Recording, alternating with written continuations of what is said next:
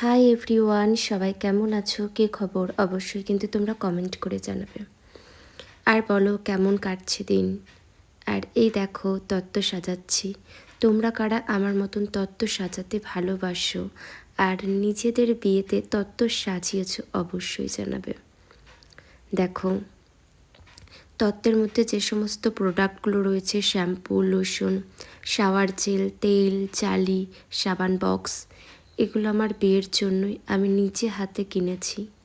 তো দেখতেই পাচ্ছ নিজের বিয়েতে আনন্দের থেকে চাপটা কিন্তু একটু বেশি থাকে, যেটা আমি ফিল করতে পারছি, সিরিয়াসলি বলছি।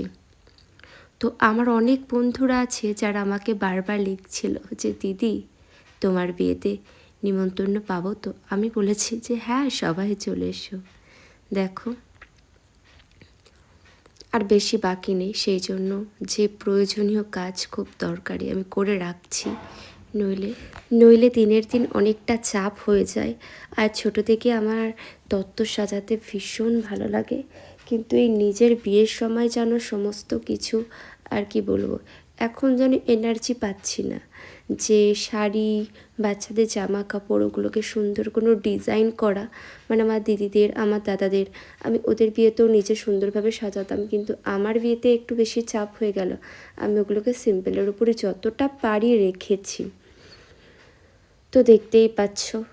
আর মেয়েদের বিয়ে মানে অনেকটাই কষ্টের, মানে নিজে ফিল করতে পারছি আমার যে ঘরটা আমি ছোটো থেকে বড় হয়েছি, বেড়ে উঠেছি, সেটা মানে ছেড়ে আমাকে চলে যেতে হবে। আরও বিভিন্ন রকম যেগুলো ভাবতে গেলে অনেকটা কষ্ট লাগছে।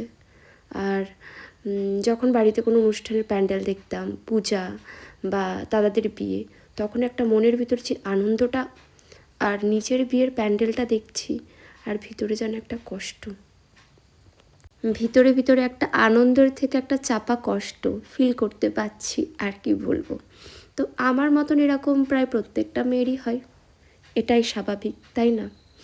দেখো তো অনেকটাই কিন্তু তত্ত্ব গোছানো হয়ে গেছে।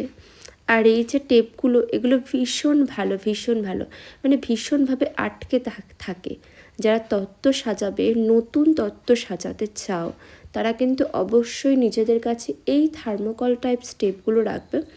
এর পিছনে সামনে দুদিকেই মানে ভালোই একটা আঠালো ভাব রয়েছে, যে প্রত্যেকটা জিনিসকে ভালো সাপোর্ট করে ধরে রাখে।